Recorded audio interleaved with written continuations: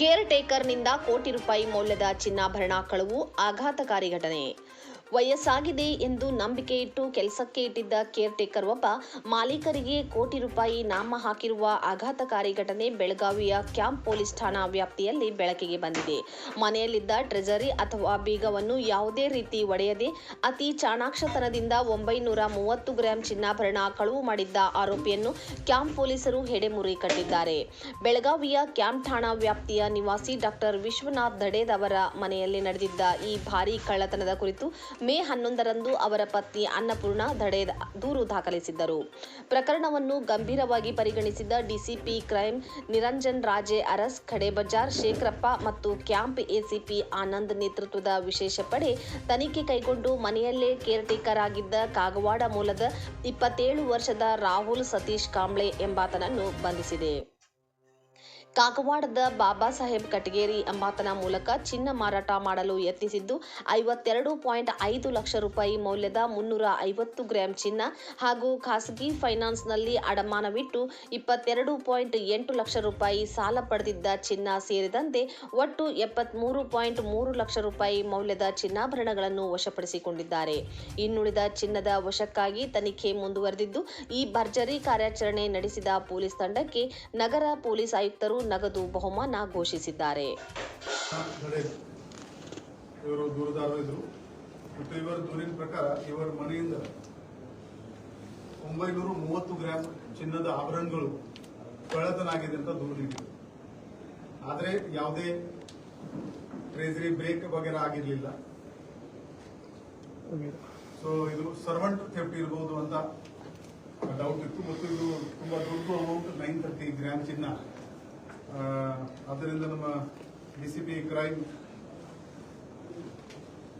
ನಿರಂಜನ್ ಒಂದು ಸ್ಪೆಷಲ್ ತಂಡ ಡಿಸಿಪಿ ಕಡೆ ಬಾಜಾರ್ ಶ್ರೀ ಶೇಖರಪ್ಪ ಮತ್ತು ಪಿಐ ಕ್ಯಾಂಪ್ ಶ್ರೀ ಆನಂದ್ ಇವರ ನೇತೃತ್ವದಲ್ಲಿ ಒಂದು ಸ್ಪೆಷಲ್ ಟೀಮ್ ಮಾಡಿಕೊಂಡು ಈ ಪ್ರಕರಣದ ಪತ್ತೆ ಮಾಡಕ್ಕೆ ಎಲ್ಲ technical assistant, human int assistant ಎಲ್ಲ ಅವರಿಗೆ ಕೊಟ್ಟಿದ್ದಾರೆ.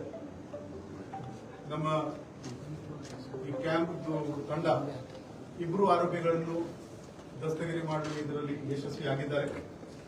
ಇದರಲ್ಲಿ ಮೇನ್ ಆರೋಪಿ ರಾಹುಲ್ ಸತೀಶ್ ಕಾಂಬ್ಳೆ, 27 ವರ್ಷ ಇವರ ವಯಸ್ಸು.